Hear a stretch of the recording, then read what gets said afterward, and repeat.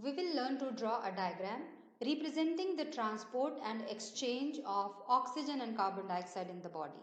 This is also called as double circulation in humans. Our diagram will include heart and four main blood vessels associated with it. As I have told you in my previous video of diagram of heart that every diagram must look symmetrical. So to take care of that part, first of all we will draw this line which is 5 lines longer. It shows that our heart will come in these 5 lines and the width of the heart will be 3 centimeter. 1.5 centimeter on this side and 1.5 centimeter on the other side of the central line. For this diagram we'll need one full page, which means that above this point there should be at least 8 to 10 lines and below this point also there should be 8 to 10 lines. We will start from this dot. We'll go half a line above and then draw a curve touching this point. From the other end we will go double the distance, that is one line above, and draw two curves on this side. Let's see. Again, from here we have gone half a line and drawn a curve up till here. From the other side we have gone up one line and drawn two curves. This one is bigger and this one is smaller.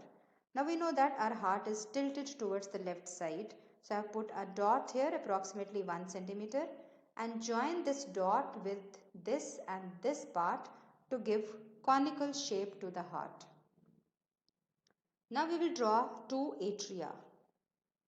This bigger curve will be turned into right atrium and this curve will be turned into left atrium. We will start drawing the blood vessels, and first blood vessel that we'll draw will be aorta, and we know that aorta originates from left ventricle and the location from where it will arise is this part, which is exactly in front of this joint. But before drawing aorta we will see that how far we have to take aorta. I have put here two dots. First dot is 4 lines away from the heart. At least this much gap should be there. And there is another dot which is further 2 lines away. Between these two dots we will be making capillaries where actual exchange of gases will occur. So let's draw aorta. At the location I have told, from here we'll give it a curve shape and then take 2 lines above the heart and again arc shape and bring it down to the points that we have put, and we'll leave it here for now and draw another blood vessel which is pulmonary artery, and location of pulmonary artery will be here exactly in front of this part and it will arise from right ventricle. So it will go up and from here again we'll give it a curve. Pulmonary artery carries deoxygenated blood to the lungs, where in the capillaries surrounding alveoli exchange of gases occur. Therefore, we need to make here capillaries which are present in the lungs. For making the capillaries from this aorta, we will leave 4 lines. So after 4 lines, we will be making the capillaries.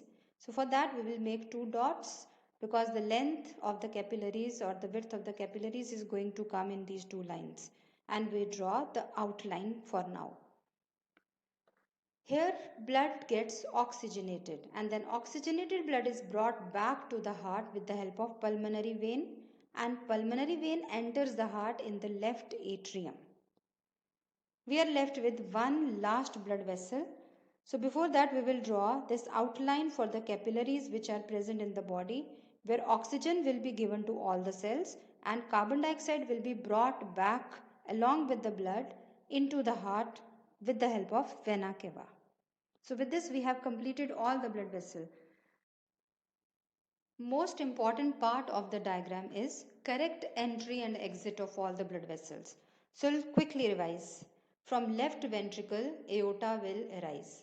From right ventricle, pulmonary artery will arise.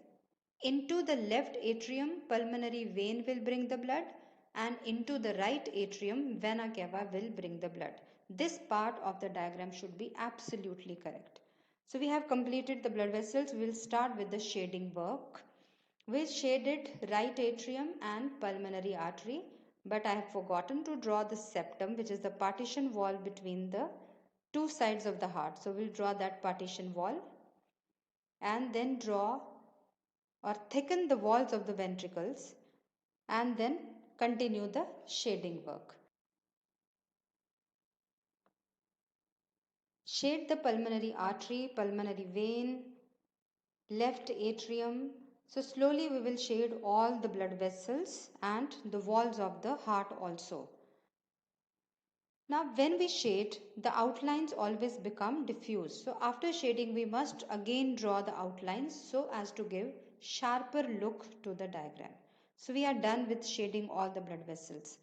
Now we will start with the most difficult part of the diagram, which is making the capillaries.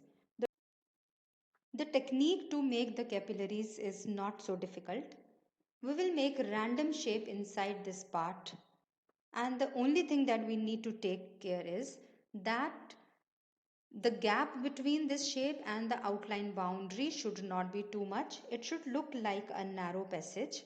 And number 2, these two lines, the line of this shape and the outline should be parallel. Similarly, see, these two are parallel, these two, and all the shapes that I have made, they are all parallel to this outline boundary.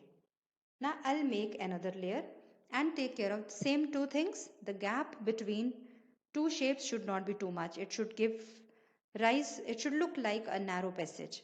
And number 2, the lines should be parallel to one another. Only if you take care of these two things, you will come up with good diagram. So we'll fill all of the space with these random shapes, and then we will start shading the space in between these shapes. And after shading is complete, now our capillaries are also complete. In the similar manner, we will make capillaries in the lower part also, which show the capillaries from the body. We have outlined this part. Now we'll make random shapes inside it, fill it completely, and shade the part which is in between the shapes. So these are the capillaries in the body. We will now continue shading the rest of the diagram.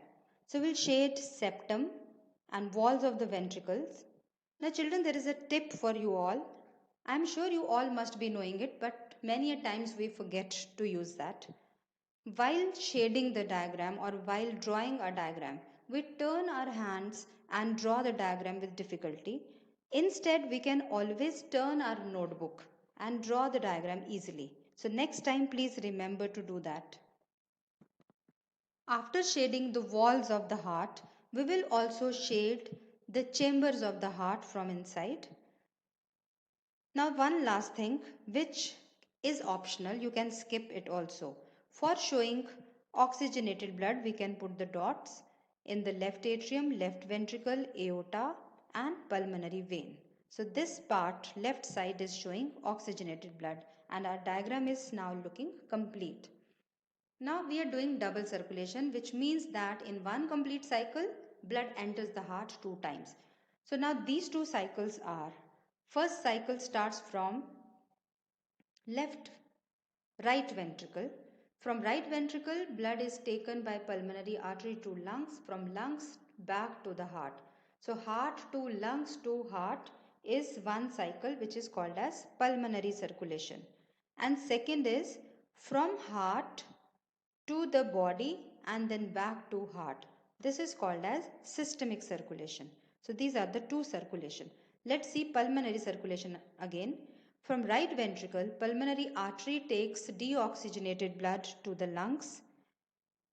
From the lungs, oxygenated blood is brought to the heart with the help of pulmonary vein. So now you can see here, pulmonary is the word associated with lungs. And these are the capillaries which are present around the alveoli in the lungs. Second circulation is systemic circulation, in which from left ventricle blood is taken by aorta to all the parts of the body, and from all the parts of the body blood is taken back to the heart with the help of vena cava. These are the blood capillaries which are present inside the body. And with this we have completed the diagram showing double circulation. Now this is also called as schematic representation of transport and exchange of oxygen and carbon dioxide. In the exam you can get the question in this form also.